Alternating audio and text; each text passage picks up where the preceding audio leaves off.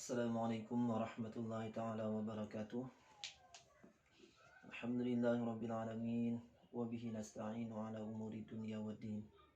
Wassalatu wassalamu ala ashrafil anbiya'i wal mursalin Sayyidina wa nabiyina Muhammadin wa ala alihi wa sahbihi ajma'in. Rabbi syrah li sadri wa yassir li amri wahlul 'uqdatam min lisani yafqahu qawli. Alhamdulillah kita pada hari ini bisa melaksanakan ta'lim kita kembali. Mudah-mudahan kita selalu diberikan keberkahan oleh Allah, ampunan oleh Allah, kelak mendapatkan syafaatnya Rasulullah SAW di hari kiamat. Amin amin Allahumma amin. Baiklah, melanjutkan ta'lim kita yang telah lewat, yang judulnya tentang penghormatan terhadap ilmu dan orang alim.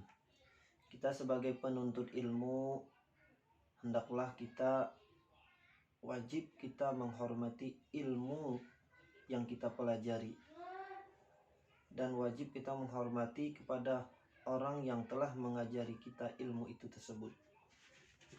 Baiklah, kita melanjutkan taklim kita yang telah lewat, sambungannya, yaitu salah satu penghormatan kita terhadap ilmu adalah, termasuk daripada penghormatan ilmu ialah menghormati kitab. Nah, hendaklah kita sebagai penuntut ilmu menghormati kitab yang kita pelajari itu. Jangan sampai kita tidak suka atau tidak menyenangi sesuatu ilmu yang kita pelajari. Maka salah satunya adalah menghormati kitab. Maka hendaklah bagi penuntut ilmu bahwa tidak memegang atau mengambil kitab kecuali dalam keadaan suci.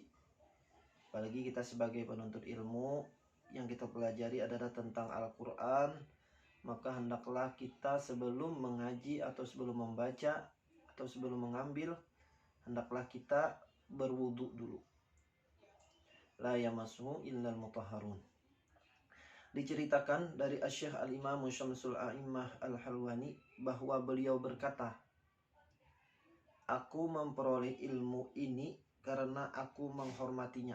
Jersiden. Kenapa aku ini jadi orang alim? Karena aku jersiden termasuk salah satu yaitu menghormati kitab. Aku tidak pernah memegang atau mengambil kitab kecuali aku dalam keadaan suci. Sidin tidak pernah memegang kitab, mengambil kitab kecuali dalam keadaan suci. Ini terutamalah kitab yang kita pelajari, yaitu kitab agama. Asy-Syaikh Al-Imam As-Sarkhasi pernah sakit perut.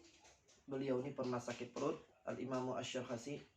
Namun beliau tetap mengulang-ulang belajarnya dengan berwudu sampai 17 kali pada malam itu.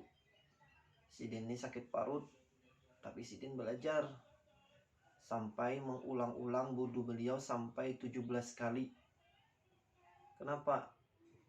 Amun kita lah sudah sakit perut, nah izin aja sudah.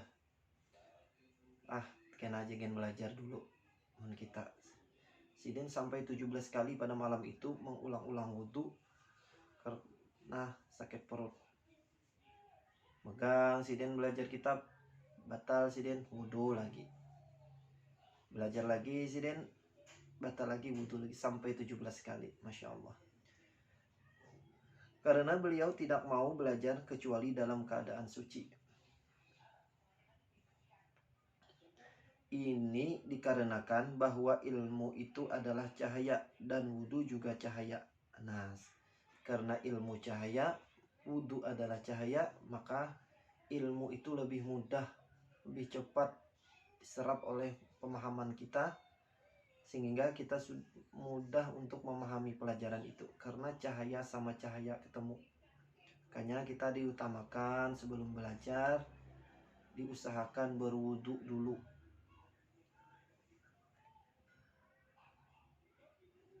Sedangkan cahaya ilmu tidak akan bertambah kecuali dengan berwudu. Kan? Mudah-mudahan kita bisa mengamalkan, bisa mengambil sebuah pelajaran hendaklah kita bukan ketika kita mau sholat saja ingin berwudu, tapi pun kita ketika mau belajar, mau tidur, mau kegiatan apapun, mau ke pengajian, diusahakan kita terus menerus untuk melaksanakan wudu.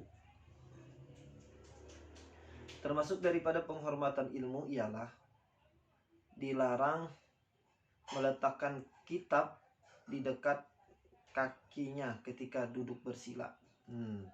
Meletakkan kitab di lantai atau meletakkan kitab dekat kakinya yang sejajar dengan kakinya. Nah, itu juga termasuk salah satu adab kita terhadap kitab. Hendaklah kitab itu jangan sampai diletakkan di tempat-tempat yang rendah. Atau kitab Yasin. Nah, kitab Yasin termasuk buku Yasin juga diusahakan jangan sampai kita meletakkan di lantai, karena di dalamnya ada kalamullah. Dan hendaklah kitab tafsir diletakkan di atas kitab-kitab yang lain. Nah, apabila kita mempunyai kitab tafsir, hendaklah kitab tafsir itu diletakkan di atas kitab-kitab yang lain. Misalnya bertumpuk, hendaklah kitab tafsir itu yang paling atas, jangan yang paling bawah. Dan hendaklah tidak meletakkan sesuatu di atas kitab. Nah, jangan sampai meletakkan sesuatu di atas kitab. Misalnya baju, kopiah, atau pulpen, segalanya jangan sampai meletakkan sesuatu di atas kitab. Itu salah satu penghormatan kita terhadap kitab. Adalah guru kami, Burhanuddin, bercerita tentang seorang ahli fikih. Sidin bercerita ada seorang ahli fikih yang meletakkan tempat tintanya di atas kitab. Meletakkan tempat tintanya di atas kitab. Lalu beliau berkata kepadanya, ke ahli fikih tadi, beliau berkata, engkau tidak akan memperoleh manfaat dari ilmu engkau di Sidin. Kenapa? Karena meletakkan tempat tinta di atas kitab di Sidin, engkau tidak akan memperoleh manfaat dari ilmu engkau. Al-Ustaz Al-Qadi Qadhihani berkata, jika perbuatan itu meletakkan tempat tinta di atas kitab tidak bermaksud meremehkan kitab tersebut, sebenarnya ada niat untuk meremehkan kitab tersebut niatnya, maka tidak mengapa, Al-Imamul Al-Qadi ini. Tetapi sebaiknya diletakkan di tempat lain, walaupun niat kita tidak merendahkan atau tidak meremehkan. Ya, sebaiknya jangan meletakkan sesuatu di atas kitab itu. Termasuk daripada penghormatan ilmu ialah para penuntut ilmu harus bagus dalam menulis, yaitu atau mendobit. Kalau kita mengartikan kitab itu, hendaklah tulisan kita itu bagus. Tulisannya harus jelas. Nah, jelas tulisannya. Tidak terlalu kecil sehingga sulit dibaca. Sulit dibaca punya terlalu kecil. Kita sendiri aja kadang-kadang kalau sudah lama, sudah lawas melihati tulisan kita, ini apa ini tulisannya, apalagi orang lain. Imam Abu Hanifah rahimahullah ta'ala pernah melihat muridnya yang tulisannya sangat kecil-kecil sehingga tidak jelas. Lalu beliau menegurnya seraya berkata, jangan terlalu kecil dalam menulis. Beliau jangan terlalu halus menulisnya, karena kalau engkau sudah tua pasti menyesal. Kan kalau kita sudah tua membuka kitab kembali 10 tahun, 15 tahun yang silam, maka kita akan menyesal. Kenapa? Karena kita bingung ini artinya apa ini nih. Nah, dan apabila engkau telah wafat, maka engkau akan dimaki oleh orang yang melihat tulisan engkau. Ini tulisannya jar halusnya pian nih Nah, sehingga orang lain yang membaca kitab kita pun juga kebingungan atas tulisan kita yang kecil-kecil yang tidak jelas. Yakni jika engkau sudah tua dan pendengaran mata engkau sudah lemah, maka engkau akan menyesali perbuatan engkau. Nah, mata sudah kabur, kacamata sudah, masih juga bingung apa ini artinya. Dan seharusnya kitab itu dibentuk menjadi persegi empat. Nah, seperti kita sekarang ini kan berbentuk seperti persegi empat. Seperti yang biasa dikerjakan oleh Abu Hanifah agar mudah dibawa. Kalau segi empat mudah dibawa, diletakkan dan dibaca lebih mudah. Dan hendaklah tidak memakai tinta merah dalam menulis kitab.